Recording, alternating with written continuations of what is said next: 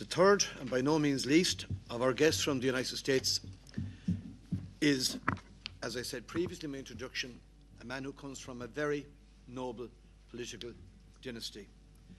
The son of former Senator Ted Kennedy, who gave so many years to Congress, and, can I also say, with the influential people of Irish origin such as Tip O'Neill, Bruce Morrison, Daniel Moynihan, etc., did a huge amount in terms of enabling young Irish people set up a dignified existence in the United States. Nephew of a former president, nephew of a former Attorney General, Bobby Kennedy, it gives me great pleasure to call on Congressman Patrick Kennedy to address you.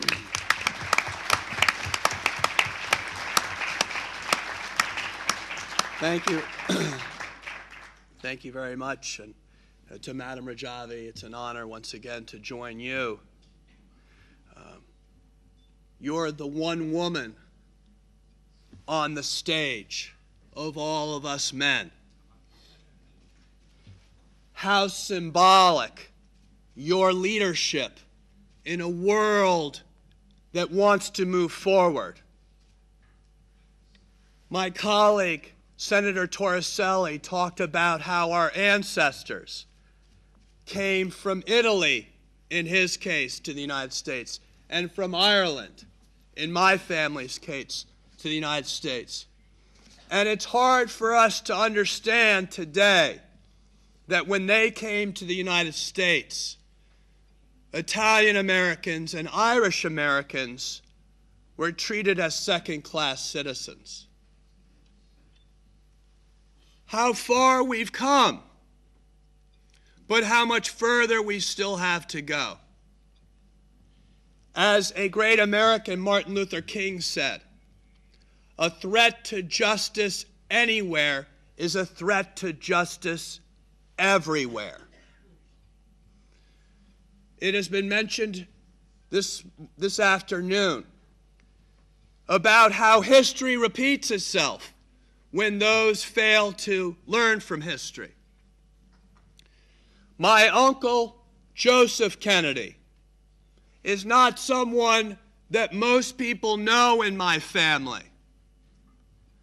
But that is perhaps because he never was able to live a full life and to run for public office, to achieve great things, because perhaps he achieved something as great as any of us can ever hope to attain, and that is he laid his life down for the cause of freedom. Not in America, but freedom here in Europe. For it was my uncle Joseph Kennedy who died over the skies of Europe, not far from where we are today, because he answered the call to take on evil wherever it was. And 60 years ago, that evil resided in Hitler, in Nazi Germany. He was from Massachusetts, and he died in Europe, fighting for freedom. Not only in Europe, because he knew, as America knew, that the fight for freedom in Europe was a fight for freedom for all people, no matter what side of the ocean they lived on. Today, we are faced with a similar test. And for many of us, we don't put our lives on the line. But for Madam Rajavi's family, for the family of the people of Camp Ashraf, for the people of Camp Ashraf, they are putting their lives on the line for freedom. And their fight for freedom is all of our fight. Because if the mullahs can influence Nouri al-Maliki to massacre innocent people in Camp Ashraf, then the mullahs with a nuclear bomb can massacre all of your children and all of your family members. If they are willing in this day and age to massacre people in the light of day, in July 2009, in April of 2011, while all the world is watching, then what makes you think that they will stop there? If they can massacre hundreds of thousands of their own people in Iran, where the mullahs in Tehran have declared war on their own people, just as we are seeing today with Assad trying to hold on to power when his people say they no longer want him. And the world community watches in horror as Assad uses the military against his own people. That is no different than what is going on by Khomeini and Ahmadinejad in Tehran. The difference today is the nuclear program in Syria is no longer, but the nuclear program in Iran continues. Why should the rest of the world care about these people in Camp Ashraf? Because these people in Camp Ashraf are fighting not just a fight for their own lives and dignity, but they are fighting on behalf of all of us who want to live in a free world. That is the test of our time. And a threat to justice anywhere is a threat to justice everywhere. That is why it takes all of us to be part of the solution as opposed to a part of the problem. Now, I can say in my own country, we haven't gotten it right. Our policy is still confused. But I am hoping that our policy changes and changes soon. For if our policy today is to act with appeasement to the very people who are threatening this world, the mullahs in Tehran, by saying that we won't delist your main opposition group, the PMOI, because we know that's a bargaining position for us to curry favor, to hopefully get you to change your ways. And yet, we have that same mullahs in Iran threaten to wipe off the face of the earth one of our allies and a freedom-loving people in Israel. And yet we still negotiate with the Iranian regime as if they are rational.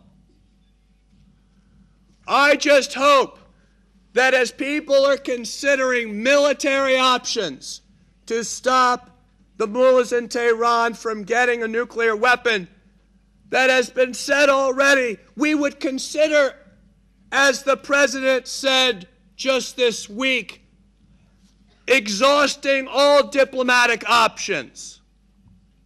And has just been said, one of those options that we can exhaust diplomatically before we resort to a military solution is to delist the primary democratic opposition group to the mullahs in Tehran, and instead of using a military option to take the mullahs out, we can create a democratic option to empower the people of Iran to do for themselves and for all of us what no military strike will ever successfully achieve, and that's to replace the leadership in Iran democratically.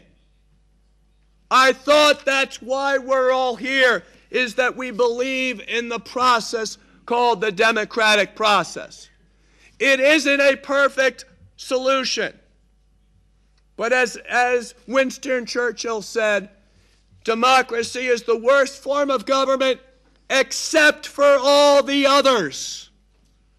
And for anybody who's tuned to the TV today in Syria, who watched what happened in Libya, who sees what happens around the world, they can take stock in the faith in democracy. It may not be perfect, but it's the best system that's been devised so far. And what does that democracy demand? It demands our participation as good people trying to make good policy. So what is it that we are facing today? We're facing a situation where people are calling Camp Liberty a solution to the challenge of the people in Camp Ashraf.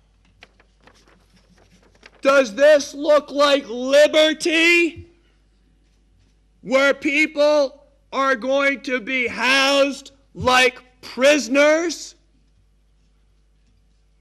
What a contradiction in terms that we call this Camp Liberty, when in fact what we are party to is the imprisonment of freedom-loving people.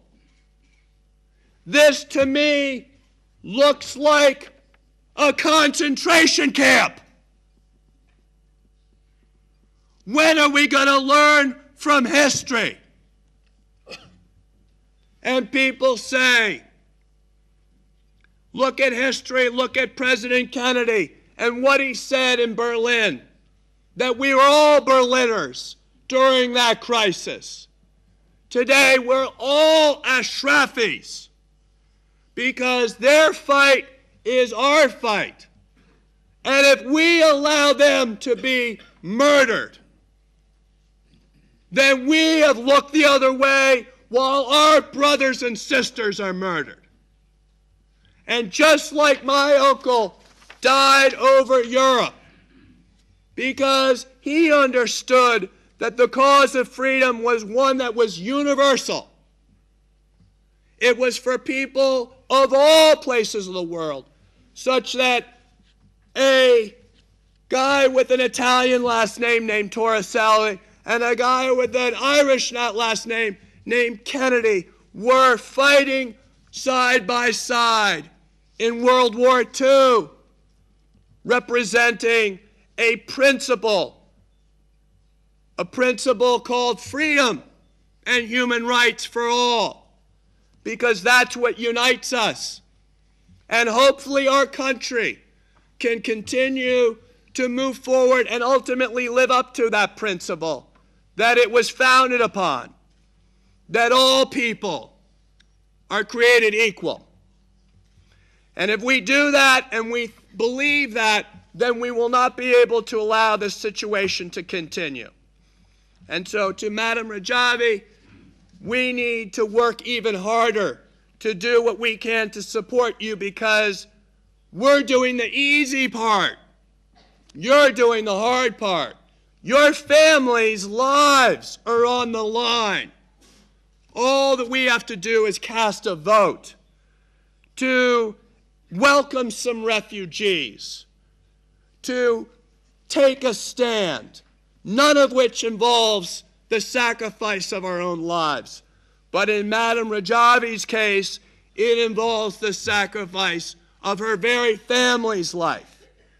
Let us be humbled by people who are willing to not only stand up for what they believe, by what they say, but by what they do. And let's learn from the Iranian dictators to not believe what they say, but to believe what they do. And after July 9th of 2009 and April 8th of 2011, we should know what the Iranian mullahs and their puppets in Iraq stand for, because they've told us to it not by words but on deeds. And those deeds tell more of the truth than every word that can be uttered by their propaganda machine in Tehran.